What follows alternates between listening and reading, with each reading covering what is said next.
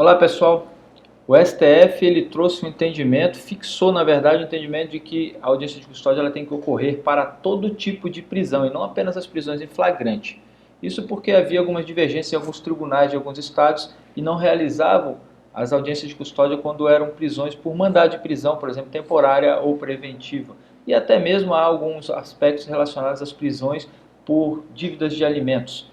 Mas o que eu quero trazer aqui é uma situação bem interessante que trata da audiência de custódia e a sua nulidade em determinados aspectos quando se trata do mandado de prisão.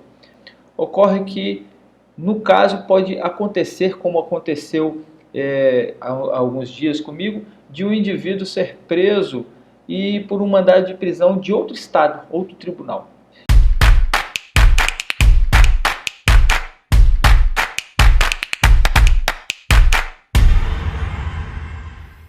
Segundo consta, quando o indivíduo ele é preso por mandado de prisão, sua audiência de custódia ela deverá ser realizada, portanto, pelo juiz que decretou a sua prisão, para aquele juiz que proferiu a decisão e expediu o mandado de prisão.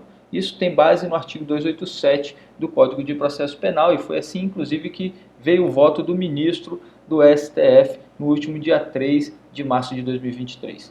Ocorre que, no caso, pode acontecer, como aconteceu há alguns dias comigo, de um indivíduo ser preso e por um mandado de prisão de outro estado, outro tribunal. E aí, portanto, o juiz ele fica naquela sinuca de bico, digamos assim, porque ele não teria competência para alterar uma decisão de outro tribunal, de outra comarca, de outro estado. E aí ele acaba tendo que fazer aquela audiência de custódia fatiada. Ou seja, ele analisa apenas as questões relacionadas à integridade física do conduzido. Mas aí é importante a defesa ficar atenta e aproveitar essa situação a favor do conduzido, porque sim, é um direito subjetivo a audiência de custódia. E a audiência de custódia tendo como finalidade três questões relacionadas, primeiro, à legalidade da prisão. No caso de um mandado de prisão, nós temos a prisão é legal porque é por uma ordem judicial.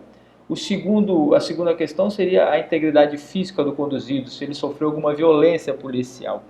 E a terceira questão seria uma análise se ele precisa continuar preso ou não, e aí sim trazer fundamentos para essa decisão.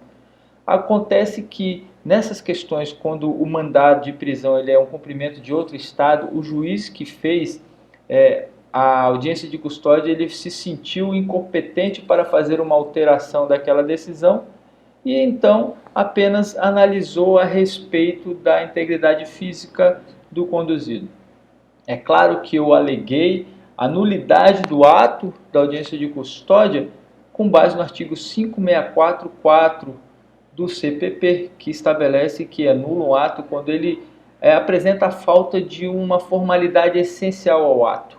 E a análise da possibilidade ou não da soltura do conduzido é uma formalidade essencial ao ato da audiência de custódia. O juiz, por sua vez, ele não fez essa análise porque se disse incompetente. Nesse caso, nós temos sim, a meu ver, uma nulidade em relação à audiência de custódia. E, portanto, nós temos que compreender que a audiência de custódia é um direito subjetivo, não pode ser fatiado e deve ser decidido naquela ocasião a respeito disso. É claro que é um entendimento, é uma posição com uma questão estratégica, até porque foi visto agora nos atos que ocorreram lá em Brasília, no dia 8 de janeiro, que o ministro do STF fatiou a audiência de custódia. Ele delegou a audiência de custódia para alguns juízes lá de Brasília, mas para que esses juízes apenas analisassem a respeito dos dois critérios iniciais relacionados à audiência de custódia.